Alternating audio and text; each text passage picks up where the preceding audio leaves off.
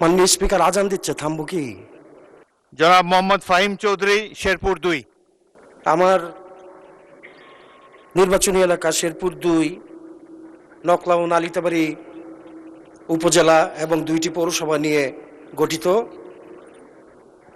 নালিতাবাড়ী উপজেলাটি সীমান্তবর্তী এলাকা এবং গারো পাহাড় থেকে ভোগাই নদী নামক একটি নদী নালিতাবাড়ী পৌরসভা হয়ে বিভিন্ন ইউনিয়নে অতিবাহিত করছে। মাননীয় স্পিকার আজান দিচ্ছে, থামবো কি?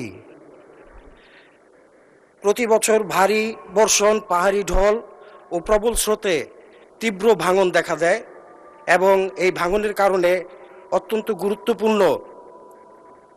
গুরুত্বপূর্ণ প্রতিষ্ঠান যেমন মসজিদ, মাদ্রাসা, শ্মশানঘাট, মন্দির ইত্যাদি প্রতি বছরই প্রতিনিয়ত বিলীন হয়ে যাচ্ছে নদীর গর্ভে।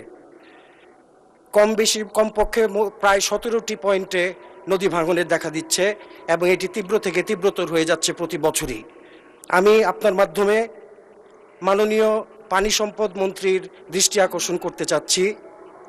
এটি অতীব জরুরি, জনগুরুত্বপূর্ণ বিষয় এবং এটি একটি স্থায়ী সমাধান ব্লক স্থাপনের মাধ্যমে যদি করা যেত তাহলে আমাদের এলাকার জনগণ খুবই উপকৃত হবে। মাননীয় স্পিকার, আমি আজকে এই প্রথম আমার জীবনে মহান জাতীয় সংসদে কথা বলার সুযোগ পেয়েছি। আমি ধন্যবাদ জানাতে চাই আমার রাজনৈতিক আইডল জনাব তারেক রহমান, আমাদের প্রধানমন্ত্রীকে, যিনি মনোনয়নের মাধ্যমে আমাকে সুযোগ করে দিয়েছেন আজকে এখানে আসার, এবং আমি ধন্যবাদ জানাতে চাই আমার এলাকা শেরপুর 2, নকলা ও নালিতাবাড়ির সর্বস্তরের জনগণকে। আমি শ্রদ্ধাভরে স্মরণ করতে চাই আমার পিতা মরহুম জনাব জাহেদ আলী চৌধুরী সাহেবকে, যার অক্লান্ত পরিশ্রমের কারণে।